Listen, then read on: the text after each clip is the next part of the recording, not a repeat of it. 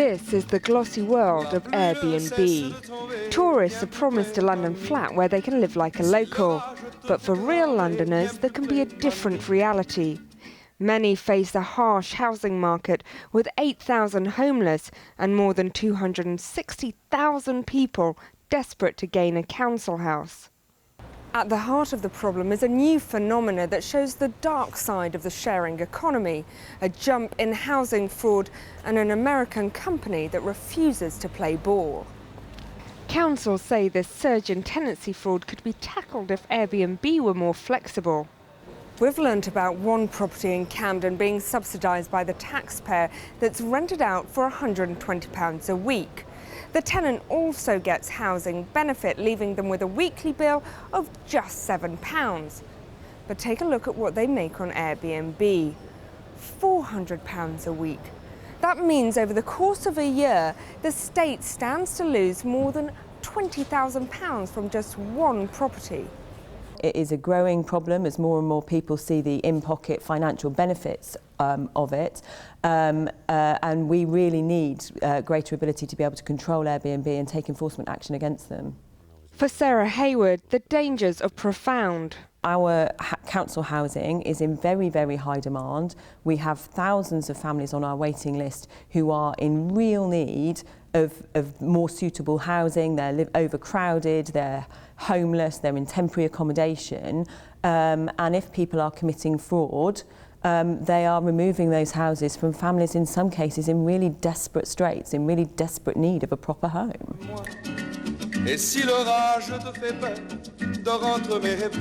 In many ways, Airbnb has been the poster child for a new type of capitalism that allows consumers to connect directly. Feel at home, anywhere. Founded by a trio of San Francisco residents, Airbnb was launched in 2008 as a way tech geeks could find affordable accommodation when big conferences hit town. Being an Airbnb host is being a part of a global community. It gave me faith in humanity, to be honest. The company is now thought to be worth as much as $30 billion. Airbnb, belong anywhere. No one wants to stop the sharing economy. No one wants to stop people supplementing the cost of their holiday by letting out their home when they go away. What we want to try and control is the impact on the housing market, because central London has a really chronic housing crisis, and anything that removes any property without the right permission from being let to a family or young professionals is impacting that crisis, and we need Airbnb to work with us to help stop that impact.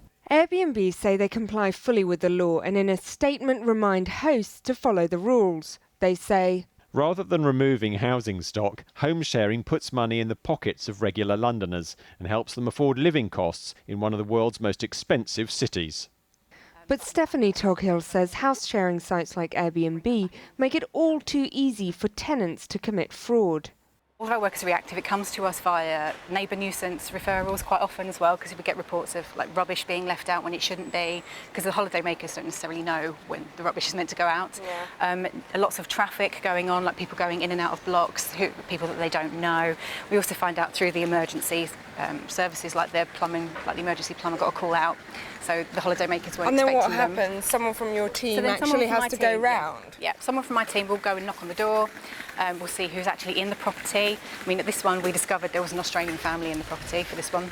And others, we've discovered, I think there was one where there was a couple from Germany, and then the second time we visited, there was another couple from America in the property. Short of literally sending my team out and doing door knocking on every single door around this area, because we know this is a hotspot for Airbnb properties, it would be pretty much impossible.